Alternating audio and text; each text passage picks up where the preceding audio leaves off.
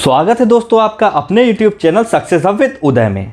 आज हम बात करने वाले हैं आरआरबी, एनटीपीसी, ग्रुप डी और रेलवे मिनिस्ट्रियल की पोस्टों के बारे में। जितने भी इन पोस्टों से रिलेटेड स्टूडेंट हैं उनके लिए बहुत ही बड़ी खुशखबरी की बात है। रेलवे बोर्ड के अध्यक्ष वी.के. यादव ने इन पोस्टों के एग्ज़ाम की डेट घोषित कर दी है। और क्या है एग्ज़ाम डेट? 15 दिसंबर 2020। जी हाँ, क्या है एग्ज़ाम डेट? 15 दिसंबर 2020 इन पोस्टों के एग्जाम चालू हो जाएंगे। तो बात करते हैं सबसे पहले एनटीपीसी, ग्रुप डी और रेलवे मिनिस्ट्रियल तीनों पदों को मिला के कुल पोस्ट 1,40,600 कुछ थी। ठीक है, जिस पे कुल फॉर्म कितने भरे गए थे? 2,42,00,000। कितने? 2,42,00,000। जी हाँ, 2,44,00,000 फॉर्म प्राप्त हुए थे। इन सभी प्राप्त फॉर्म की स्क्रूटनी हो चुकी है। ये बात मैं खुद आपको रेलवे बोर्ड के अध्यक्ष वी.के. यादव के मुंह से सुनाना चाहता हूं, तो ध्यान से सुनिएगा। ये कुछ बातें इंग्लिश में कहेंगे जिसका ट्रांसलेट मैं हिंदी में करके आपको सुनाऊंगा। ध्यान दीजिएगा, सुनिएगा ध्यान से। That is a very good sign. 1,40,640 vacancies. We received 2 crores. जी सुनिए, आपने क्या कहा कि 1,40,640 वैकेंसीज के मुकाबले इन्हें 2,42,00,000 फॉर्म प्राप्त हुए। आगे सुनिएगा। 42 lakh applications we received. ठीक है। For 1,40,640 vacancies.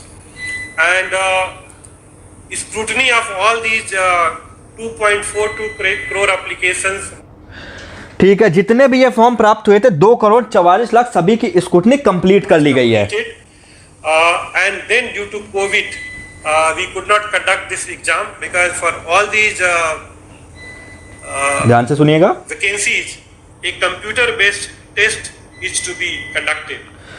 क्योंकि कोविड-19 के कारण जितने भी इनके टेस्ट होने थे, कंप्यूटर बेस्ड टेस्ट, इनको ये नहीं करा सके थे, जिस कारण इस एग्जाम में लेट हुआ। आगे सुनिएगा। Now, considering the COVID situation and also considering that NEET and JEE exam is going on smoothly, Railway has decided that we will start exams for all these 3 category of vacancies from 15th of December. जी सुना आपने, इन्होंने कहा कि NEET की जो exam हुआ है वो स्मूथली हो गई है, इसलिए रेलवे भी इन तीनों पोस्टों के एग्जाम 15 दिसंबर से शुरू करेगी। जी हाँ, 15 दिसंबर से इसका एग्जाम शुरू करने वाला है रेलवे बोर्ड।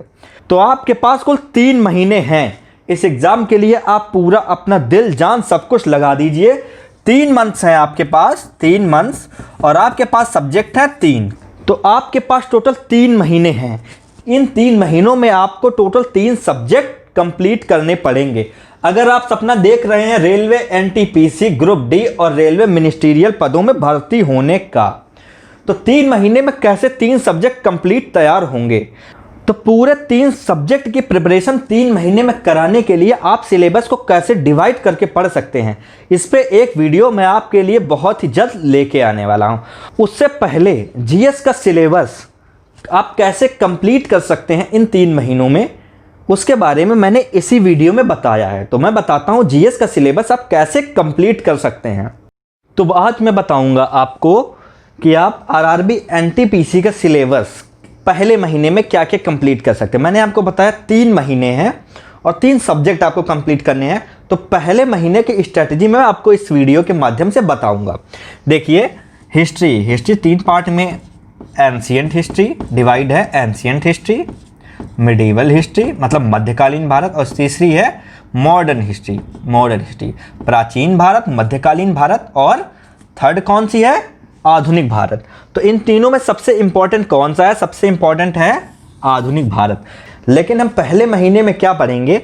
हम पहले महीने में स्टार्ट करेंगे प्राचीन भारत से। एंशिएंट हिस्ट्री थे, उसके सारे नोट्स मैं आपको देने वाला हूं। जितने भी सिलेक्टेड नोट्स हैं और जितने भी इंपॉर्टेंट क्वेश्चन बन सकते हैं, उन सब का पीडीएफ मैं आपको अपने टेलीग्राम चैनल पे देने वाला हूं, जिसका लिंक डिस्क्रिप्शन में दिया हुआ है। बिल्कुल नया टेलीग्राम चैनल है, तो ज़्यादा सब्सक्राइबर आपको नहीं मिलेंगे, लेकिन जो पहले महीने की रणनीति है उससे रिलेटेड सभी जानकारी आपको इस चैनल के माध्यम से मिलने वाली है।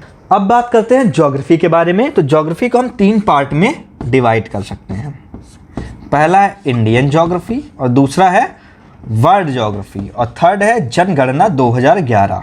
ठीक है, जनगणना 2011। तो पहले महीने में हमको, ये सितंबर चल रहा है, सितंबर से अक्टूबर हमको पूरा भारत का भूगोल कंप्लीट करना है, ठीक है। दूसरे महीने में हम वर्ल्ड भूगोल कंप्लीट करेंगे और तीसरे महीने में हमको जनगणना और इन दोनों वर्ल्ड ज्योग्राफी और इंडियन ज्योग्राफी के रिवाइज करना होगा, ठीक है। तो ये था ज्योग्राफी का सिलेबस।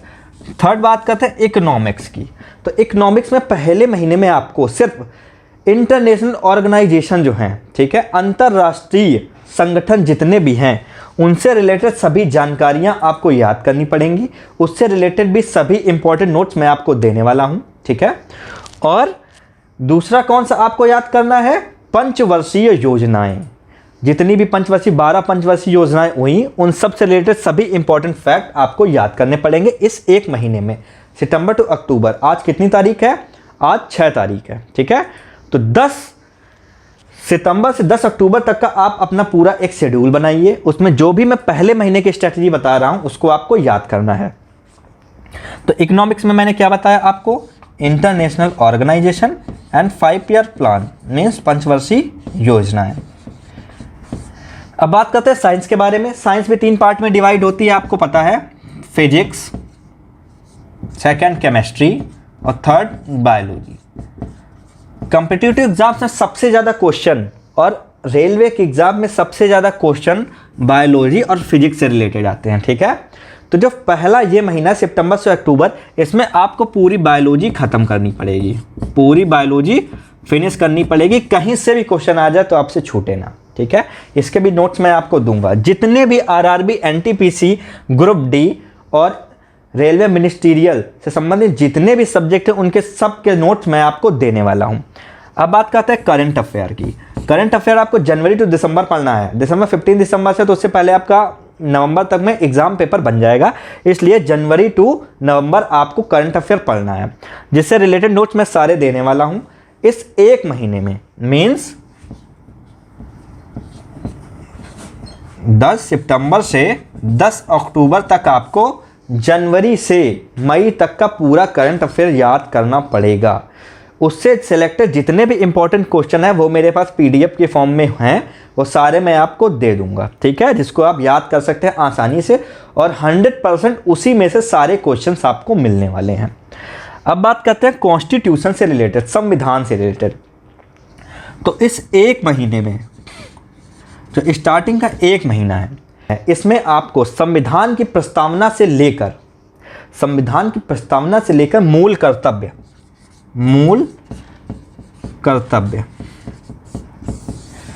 जो कि राज्य के नीति निर्देशक तत्व के बाद हैं, भाग 4 तक याद करना पड़ेगा पूरा। इससे भी रिलेटेड मैं आपको सारे नोट्स देने वाला हूं। तो ये जितने भी सब्जेक्ट हैं इन सब से रिलेटेड मैं आपको नोट्स दूंगा। अगर आपको ये जानकारी अच्छी लगी हो और आपको हमारे सारे नोट्स चाहिए तो आप हमारे चैनल को सब्सक्राइब करिए, लाइक करिए एंड शेयर करिए। Thank you.